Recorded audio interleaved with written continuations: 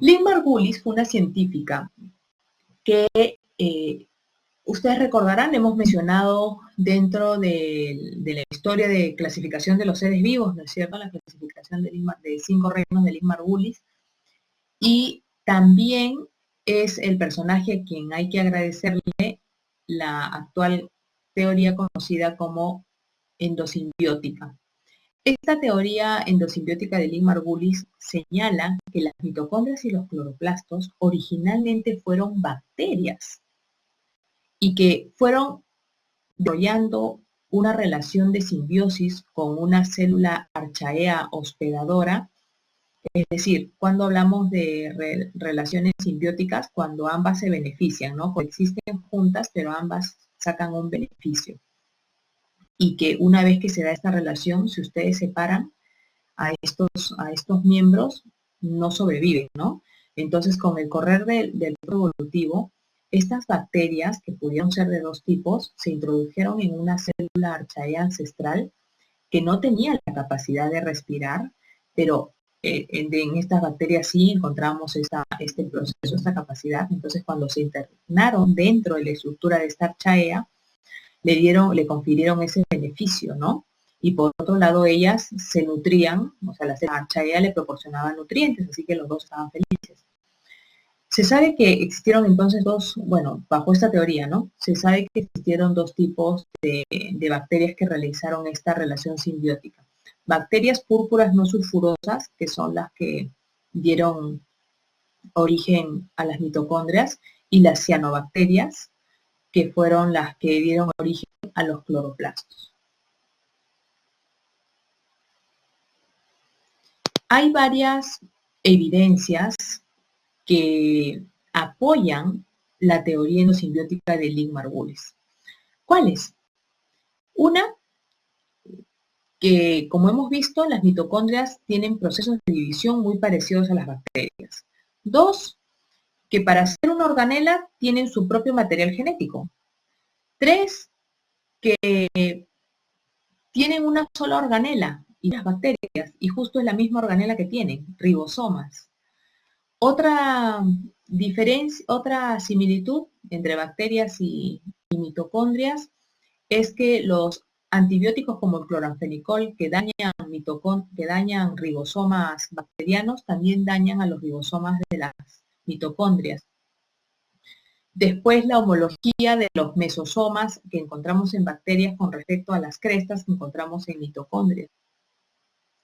El genoma, que ya hemos dicho que es desnudo, en el caso de las mitocondrias, de igual manera, en las bacterias tampoco se asocian histonas.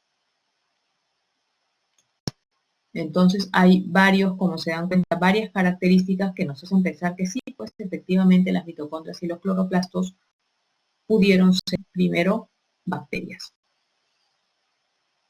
Ahora miren, de las dos, otro detallito, de las 2 membranas que tiene la mitocondria, imaginémonos cómo se dio el proceso de endosimbiosis, ¿no? Esta es la membrana plasmática de la célula hospedadora, donde se van a introducir las futuras mitocondrias, digamos.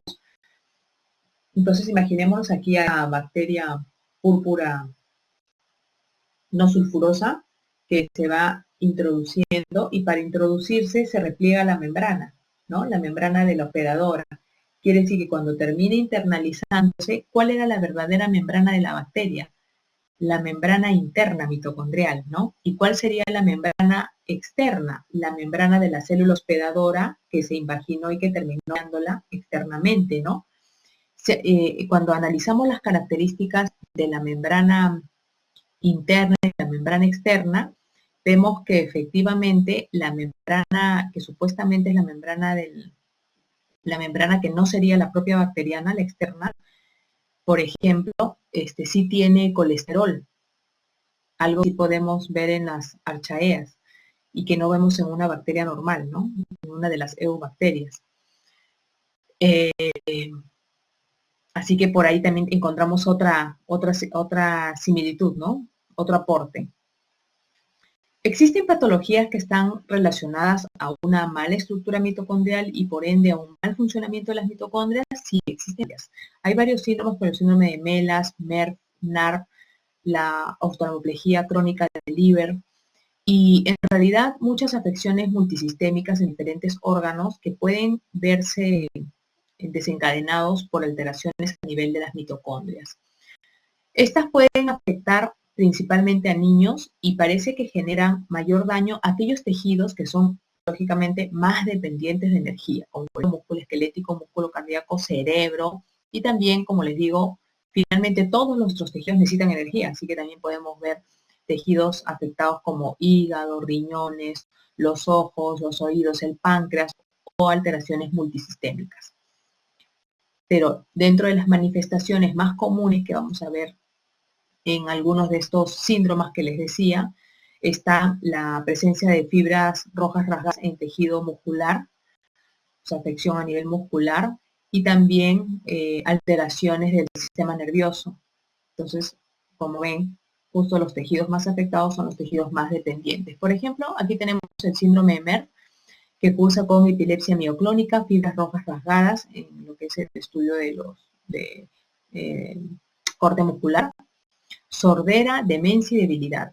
En MELAS encontramos, en el síndrome de MELAS encontramos, es uno de los más conocidos MELAS, encefalomiopatía mitocondrial, acidosis láctica, epilepsia, la función del sistema nervioso, ¿no? Demencia, sorderas, ataxias, disfunción tubular proximal y miopatías, o sea, alteraciones a nivel de los músculos. En el síndrome de NARP, NARP viene de las justamente abreviaciones de las típicas características de estos pacientes: neuropatía, ataxia y retinosis pigmentaria, y atrofia óptica en la neuropatía óptica del liver.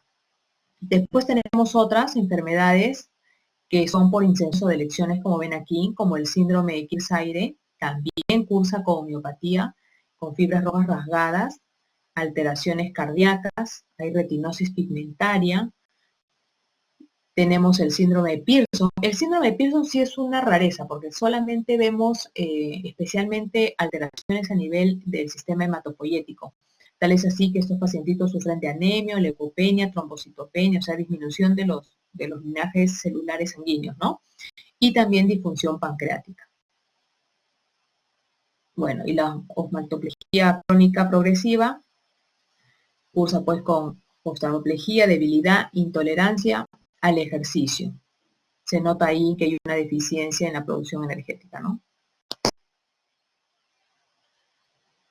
Las mitocondrias también participan en lo que es el proceso de apoptosis. Nosotros hablamos de muerte celular, podemos hablar de dos tipos de muerte en realidad: la muerte por necrosis y la muerte por apoptosis. La muerte por necrosis, muchos la relacionan como que fuera una muerte por crimen, es decir, un daño, que un agente extraño que ha dañado a la célula y la mató, ¿no? Es decir, la altera de tal manera su estructura que no puede sobrevivir la célula. En cambio, la muerte por apoptosis, muchos lo comparan con lo que sería un suicidio silencioso, porque allí la célula genera su propia destrucción. En el caso de nuestros tejidos tenemos esa característica, ¿no? Que las células, como les digo, trabajan con una función especializada. Muchas células y hasta tejidos diferentes pueden trabajar formando parte de un órgano, y su fin supremo es que ese órgano siga funcionando. Entonces, si alguna célula se ve afectada, es capaz de inmolarse, de suicidarse, de entrar a muerte celular programada, con tal de salvar al resto de células aledañas, ¿no? En la necrosis no es así. En la necrosis, cuando una célula es dañada, como en la necrosis hay destrucción de los lisos, estallido de los lisomas, ya se imaginarán que las enzimas hidrolíticas quedan libres, la célula se termina rompiendo también por las enzimas hidrolíticas. Estas enzimas hidrolíticas quedan libres en la matriz extracelular, en el medio extracelular, dañando a las células aledañas, y por eso es que la necrosis se extiende, ¿no?, a las células vecinas. En cambio, en la apoptosis no. En la apoptosis, la célula apoptótica, la célula que entra en apoptosis, se retrae del resto, corta sus redes celulares, se separa y luego va entrando en su proceso de muerte independientemente, sin estallido de organelas, para que justamente sus lisosomas no vayan a dañar a células aledañas. Es bien interesante cómo este proceso está codificado en nuestras células.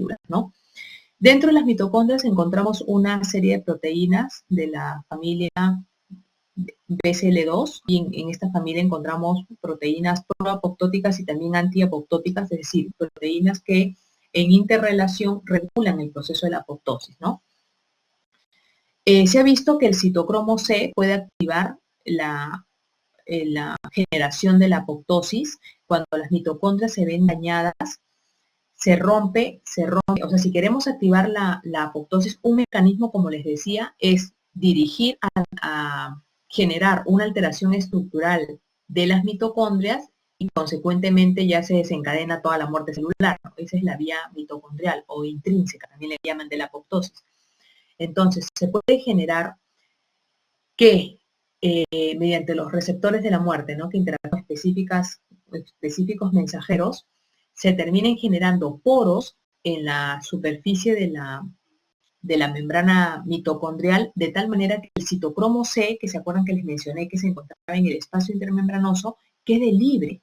Y esta liberación del citocromo C al espacio intermembranoso ya es un aviso para la célula que ya estamos a puertas de, en realidad, que ya el caos llegó, ¿no? Para que la mitocondria haya liberado el citocromo C que debería estar en el espacio intermembranoso y lo encontramos libre ese citocromo C, quiere decir que ya se activó entonces y continúa la cascada de reacciones alterando inclusive la estructura del ADN, ¿no? Pero hay una vía, como les digo, que dirige a afectar a la mitocondria y consecuentemente esto a su vez, la liberación del citocromo C, esto a su vez es una señal que genera toda otra cascada de reacciones que termina con el fraccionamiento finalmente de la célula, en los llamados cuerpos apoptóticos.